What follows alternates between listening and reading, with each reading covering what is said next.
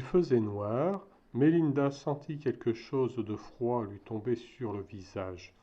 Quand elle ouvrit les yeux, elle attendit un petit moment avant que ses yeux s'adaptent à la luminosité. Elle remarqua Julien allongé près d'elle et elle vit le pendentif de son cousin briller.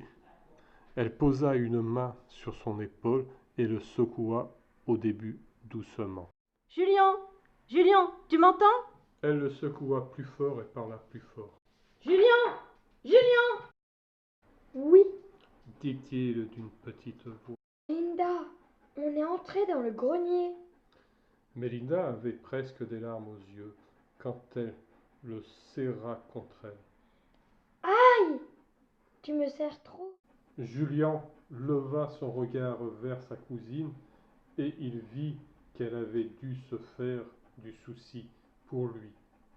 Et il ne finit pas sa phrase. Il se contente de lui sourire et de la rassurer. Je ne sais pas où on est, Julien, mais mon avis, on n'est plus dans le grenier de grand-mère. Pourquoi tu dis ça? Regarde autour de toi, Julien. Tu ne crois pas que cela ressemble à un grenier? Julien se leva et s'aidant de sa main droite qui posa sur le tronc d'un arbre, et son regard fit le tour de l'horizon. Tu as raison. Ce n'est pas le grenier de grand-mère. Son regard se posa sur la lune, non pas sur une lune, mais deux lunes, qui commençaient à se lever et ainsi éclairer tout sur leur passage. On pouvait presque voir comme si on était en plein jour. Mais on en est où? Tu vas pas me croire, Julien, mais je crois avoir vu une licorne. Tu as vu quoi? Une licorne là, regarde! Mélinda montra du doigt une paire de yeux brillants. Qui les observait? Julien suivit du regard la direction que lui montrait Mélinda, et il vit une magnifique licorne, d'un pelage blanc et d'une crinière d'un rose bonbon.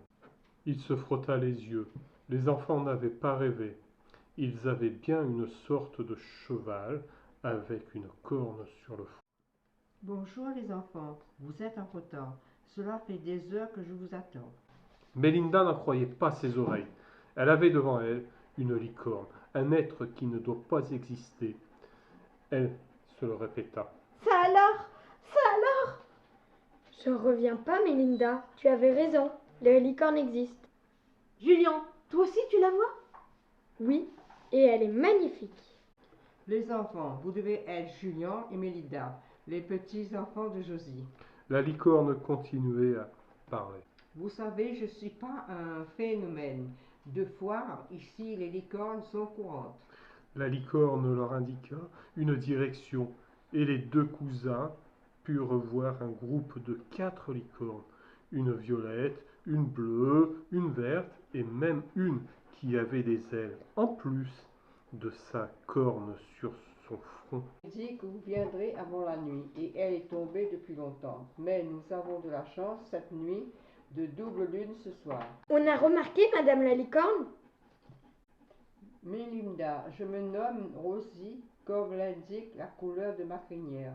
Pardon, Rosie? Julien s'était approché de Rosie et posa une main hésitante sur le pelage de Rosie. Vas-y, tu peux me toucher et me caresser. Merci. Et Julien caressa Rosie. De partir avant que l'ombre arrive. Montez sur mon dos, on y va, dépêchez-vous. Mélinda regarda vers la direction que Rosie surveillait du coin de l'œil. Depuis le début de leur rencontre, elle le vit quelque chose, recouvert de noir, se diriger vers eux. Julien, tu caresseras Rosie plus tard. Pour le moment, écoutons ce qu'elle nous a dit et partons avec elle. Julien et Mélinda grimpèrent sur le dos de Rosie et d'un claquement de sabots, il disparut dans l'horizon.